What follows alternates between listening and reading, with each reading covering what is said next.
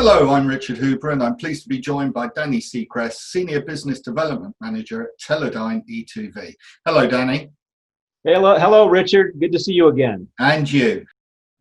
The market is quite robust, but people are still trying to cut costs.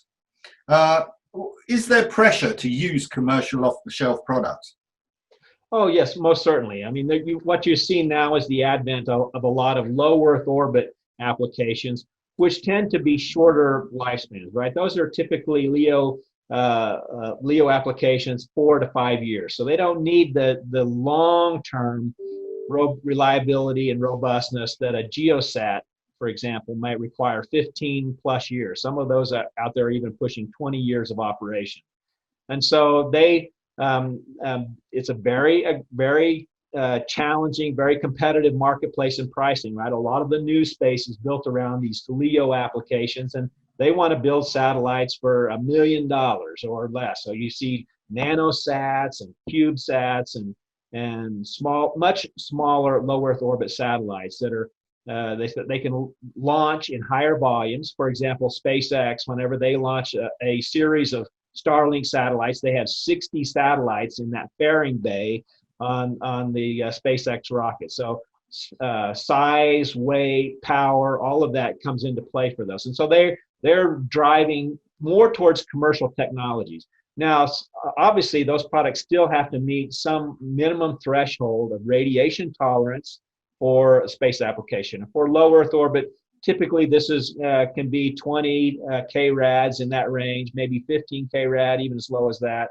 And they don't need the hermetic packaging typically. They want to use plastic, cheaper parts.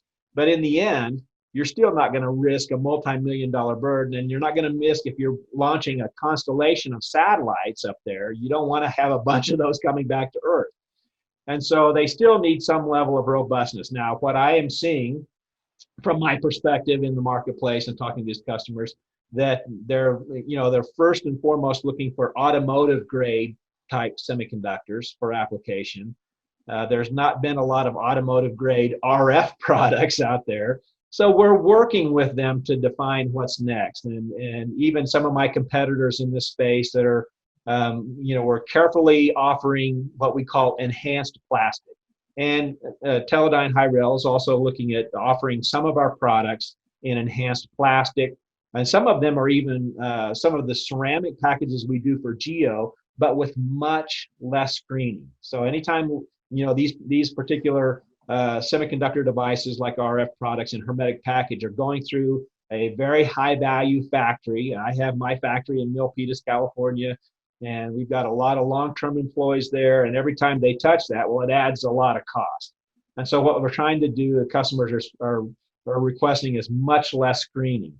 Maybe an initial product qualification is great, but for the actual flight units they want to purchase, not every product has to go through a 240-hour burn-in. Not every product has to go, or every device has to go through tri-temp testing, shock, vibe, all of those that would normally be screening steps that we would put for a product going into a geosat, a very expensive geosat application. So we're addressing the lower cost moves by offering products with less screening, less touch points.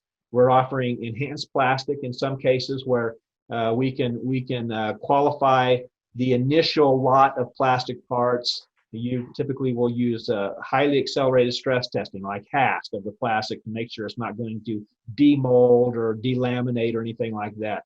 But once you've done that initial qualification, then the customers are confident using today's commercial semiconductor technology processes that they can use those products for these LEO sat applications.